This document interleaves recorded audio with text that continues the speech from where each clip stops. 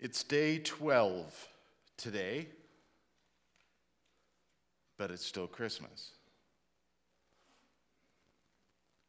You know, like the song, The 12 Days of Christmas? I forget what you get on day 12, but by the time you've gotten to day 12, I figure you have so much stuff already, you don't need anything more. Maybe that's why there's only 12. No, actually, there's only 12 days because tomorrow's Epiphany. So it is still Christmas. Merry Christmas. I sense your enthusiasm. We've put, many of you may well have put all your Christmas decorations away already. By the way, if you keep them up after tomorrow, it's really bad luck, apparently, after Epiphany, because that's the next piece, right? So the 12 days of Christmas, and then Epiphany, and there's, 6 weeks of Epiphany. That's a lot of revealing. That's what Epiphany means, right? It's a revealing of something, of knowledge. But it's still Christmas. So many churches today, in fact, are actually treating today as if it is Epiphany. It's not. It's tomorrow. Let's be absolutely clear about that. It's not. It's still Christmas. But it's not hard to move on. Wait, I'll just think about that before I say it again. It's not hard to move on. Actually, it's very hard to move on. Why is it so easy to let go of Christmas? Why is it so easy? We spent all that time anticipating it. In fact, I guarantee you, there's people who are already posting, there's only 353 days till Christmas. Because people love it so much. Do they, though? Or do they love the anticipation of the moment, and then it's gone? We spend a lot of time, in fact, some people, I'm not even going to ask for a show of hands of how many people actually put their Christmas decorations up before November. Some people may have left their lights up all year long. But we do, and we get ready, and we have all that anticipation. We have Christmas parties starting in October. We have fun. And then it's Christmas Day, and then it's Boxing Day, and it's like, thank goodness that's over. It's not. And not just because there's 12 days. It's just not. You can put away your decorations all you want. But please only put away the decorations. The point of Christmas lives every year, every day of the year. If you're like me and you're one of those people who has a tradition, a Christmas tradition, mine, by the way, is that every single year, at some point before Christmas Day, I watched the 1951 Christmas Carol with Alastair Sim. It's the only one. So those of you who are fans of the Muppet Christmas Carol, no. There's only one Christmas Carol movie, and it's the one with Alastair Sim, 1951. And watch it in black and white. Do not watch the colorized version. When he meets a Ghost of Christmas Present, the Ghost of Christmas Present says a line that is not actually in Dickens' book. He says, we spirits of Christmas don't live just one day. We live all 365 days of the year. Just like the child of Bethlehem. Watch the movie. It kind of makes me wonder, actually, when I found out that that was in the movie and not actually in the book, it kind of made me wonder why it was in the movie and not in the book. Like, why didn't Dickens include that in the book? Sadly, I can't ask him. But I wonder if maybe it's a moment of whoever was writing the script thought, this requires a little more explanation. A little bit more of a reminder that it's more than just a story about one night. Thank goodness for the Gospel of John. Because we have a Christmas story. Here it is, right here and here. We have a Christmas story. That's how far away they are, by the way. It's because Epiphany's tomorrow, so they'll have made their way past the screen by tomorrow. We have this story, and it comes from the Gospels of Luke and Matthew. Mark doesn't have an origin story for Jesus. And by the way, that's what we call it now. We say origin story. You don't say a birth narrative. You say origin story because thanks to superheroes, origin story explains more about the person than just their birth.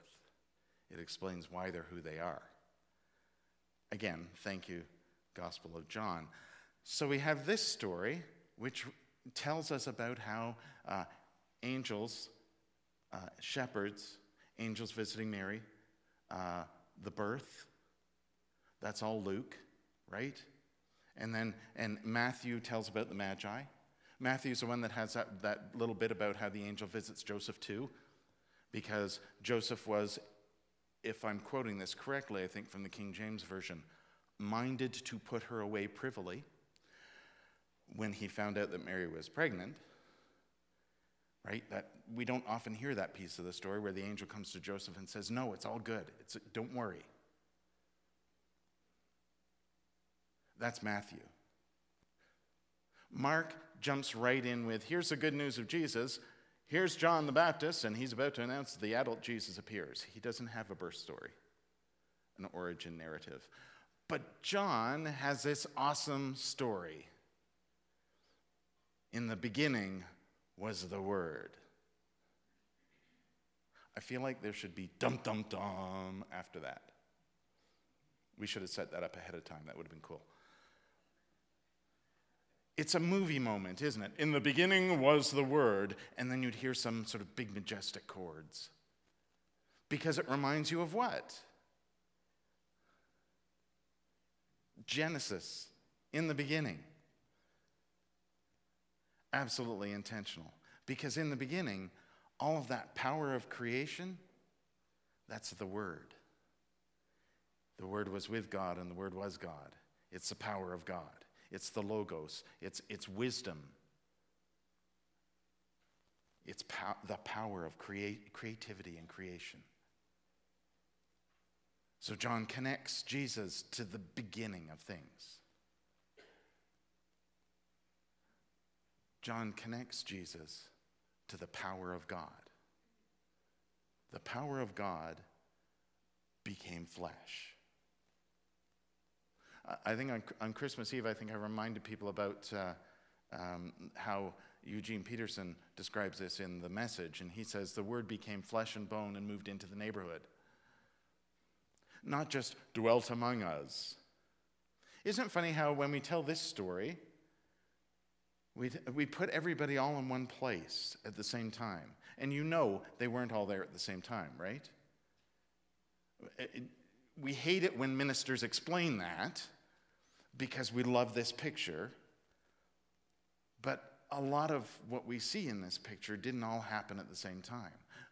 And it's okay that we do that. I think it's great that we do that. Because it reminds us to come. It invites us in. I think that's great. But you also have to dig a little bit deeper. There's no way the Magi could have been there on Christmas Day. If the star didn't appear until Jesus was born, and they came from afar, they would have had to see the star. They would have had to talk about it. They probably had committee meetings. Then they had to pack. And then they had to come. So the travel part was on top of all that other piece. So general consensus is that they probably arrived within a couple of years. 3 or 4 at the outside, but probably within a couple of years.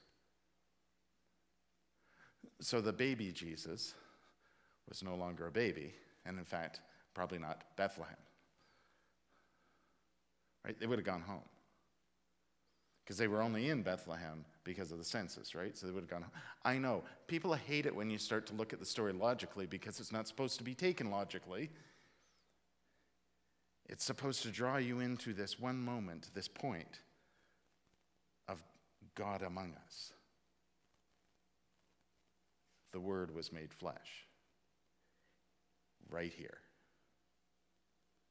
And that's awesome. That's great.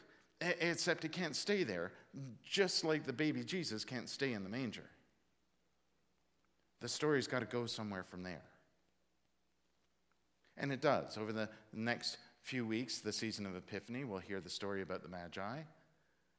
We'll hear the story about the baptism of Jesus. We'll hear all sorts of stories about how Jesus is, this is year A, too. So we get to hear that wonderful story about how the first followers of Jesus, the first disciples, Jesus acquired them because John pointed him out to them. This is the year we get to hear that story that's different. It's not he finds them by the seashore. This one's a little different. You're going to love it. It's ahead. You'll just have to come every week until you hear it. But we're going to hear those stories because Epiphany is the season of revealing. Here's the thing about that, though. If you only see the season of Epiphany as a season of how the Word made flesh is revealed to you in Jesus, you've missed half the point. Because that's the part that you need to work on, is what you see. It's one thing to tell the story as, here's how Jesus is revealed. And it's another thing entirely to see the story as, how do you see Jesus? You've just heard the story. Now, how do you see Jesus? Otherwise, it's just a nice story. You have to take the story and you have to go somewhere with it. Jesus has to leave the manger and do stuff so that we can see Jesus. Not just in the story, but in us and around us. The point of Epiphany isn't just that, it's not just in how Jesus is revealed in the story. It's that Jesus is an epiphany for us. We see Jesus in the manger, and it's lovely, it's warm and fuzzy, and that's great. And then it's really easy to just walk away.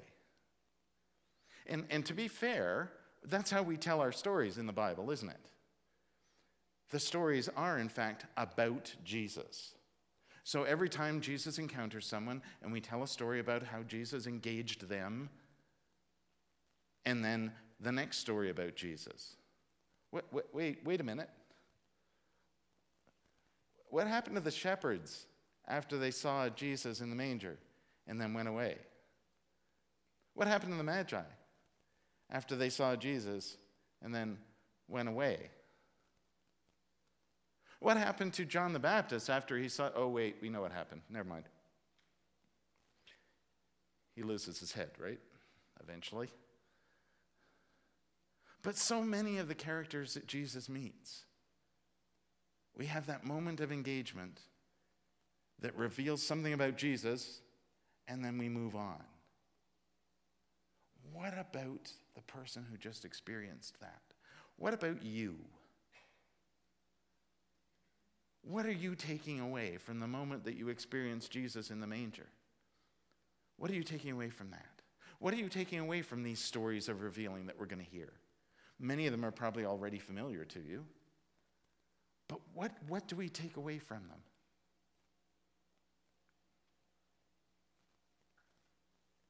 What do we take away from the fact that Magi from far away came to follow a star because they knew a prophecy, found Jesus, probably not what they were expecting, but believed they were right, left their gifts and went home by another route, right? Because Herod wanted them to come and tell him where Jesus was. What happened to them? What happened to them on the way, too? Like, we tell this story, where, in fact, we've actually, there's more to it than Matthew and Luke, right? Because, like, the Matthew story, it says Magi came from the east, and they brought these 3 gifts. So not only did we then start to assume there was 3 of them, we made them into kings, or wise men. We gave them names. We have a song about them.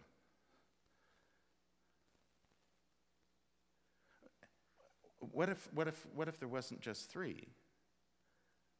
What if a bunch of magi, which by the way just means that they're astronomers or mystics, what if that doesn't mean they're rich? What if a bunch of them had to get together to get those 3 gifts because they couldn't afford to do it individually? A bunch of them got together. What if a bunch of them traveled all that way, found Jesus, and say half of them went, no, this can't be right. And the other half went, yeah, we're pretty sure this is right. We tell this story like they just kind of went, knew, moved on. Like they didn't have any questions. I bet you'd have questions. I know I would. I'd have all sorts of questions about how we're supposed to follow a star. I'd have all sorts of questions about, wait, the prophecy says a great king. Who's this guy? There's nothing that says they doubted anything. There's also nothing that says what they did when they left.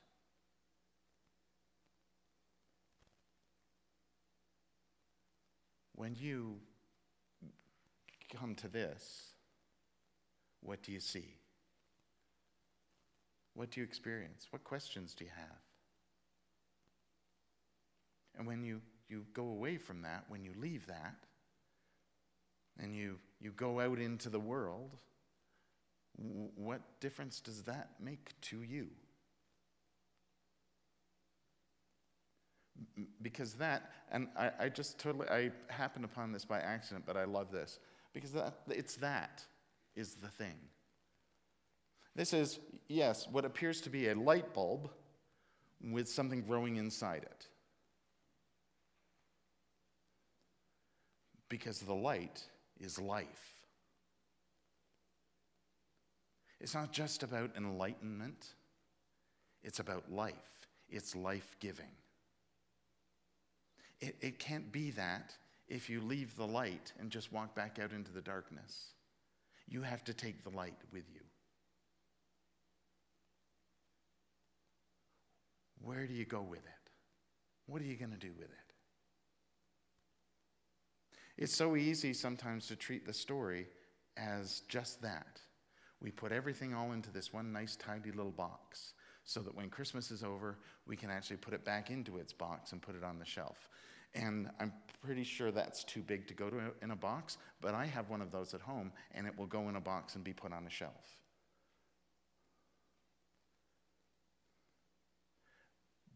Don't do that with the story. Because the Word's made flesh and moved into the neighborhood. The light enlightens everyone. The light gives life. Jesus leaves the manger. You need to too. And take the light out into the world and share it.